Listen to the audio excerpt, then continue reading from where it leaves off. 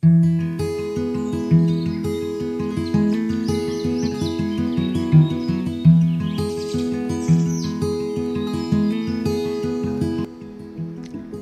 kapaglaom, mayong buntag kaninyong tanan. Ang atong hilisgutan karong Abril 26, giuluhan og pagsalig panahon sa kalisdanan.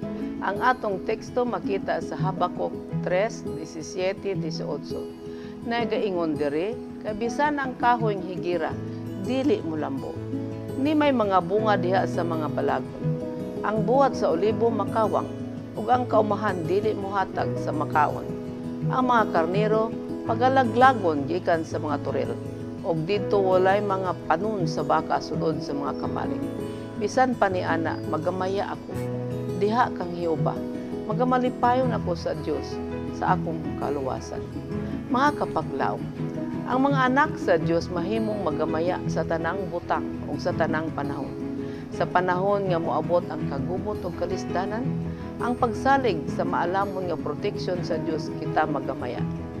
Dili kinahanglan nga kita magahulat alang sa kalipay sa pagbati, apan sa pagtuo kita makakupot sa mga saad o magapahitaas sa alawiton pagpasalamat sa Dios.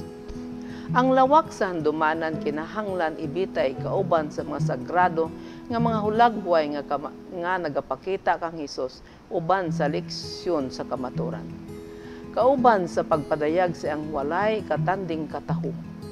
Kung ingana ang pagsangkap sa lawak sa handumanan, dili kita magatan-aw sa atong lisod nga kahimtang nga dili kini maantos. Dili nato isgutan ang kasaypanan sa uban. Ang atong kalag kinahanglan pun-on ni Ginoong Hesus ug sa iyang gugma.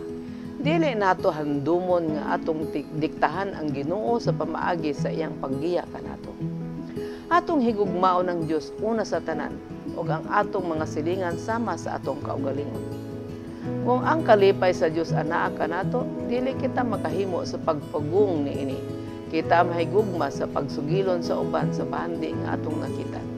Magahisgot kita mahitungod kang Hesus ug sa iyang dili ikatandi nga mga katahom atong ihatag ang tanan kaniya. Ang atong mga huna-huna kinahanglan nga edukahon sa pagbuhat ni anang mga butang nga magahimaya sa Dios. Ug kung ang atong utoknong mga gahom itugyan ngadto sa Dios, ang atong mga talento magalambo ug kita adunay daghang mga abilidad nga gihatag kanato sa atong Dios. Kita mahimong agianan sa kahayag alang sa uban. Aduna kita'y suod nga pakigsanturot sa Dios nga atong manuluwas. Ug sa dihang kita makigduktong sa Dios, kita mahimo nga kahayag alang sa Ginoo. Kay kaniya walay kangit-ngit. Samtang atong matun-an si Kristo, atong masabtan kung unsaon pagkupot sa atong espirituhanong kusog.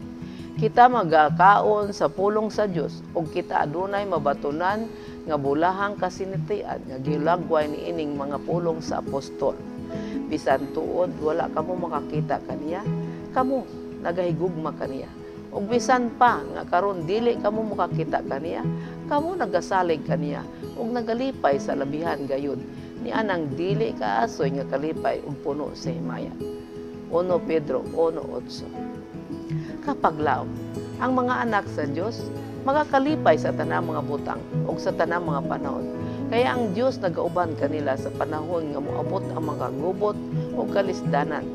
Pinaagi sa ilang pagtuo sa Dios, ilang kuptan ang mga saad sa Dios ug magaawit og pasalamat kaniya. Kung ang kalipay sa Ginoo anaa sa tawo, dili kiniya niya mapungan nga dili ikapagawas ang pagkamaayo kaniya sa Dios ngadto sa uban. O sa atong edukahon ang atong mga huna-una sa pagpuyo kaniya ug sa ingon ang atong mga kaalam ug abilidad alang sa iyang himaya magauswa. Magampo kita.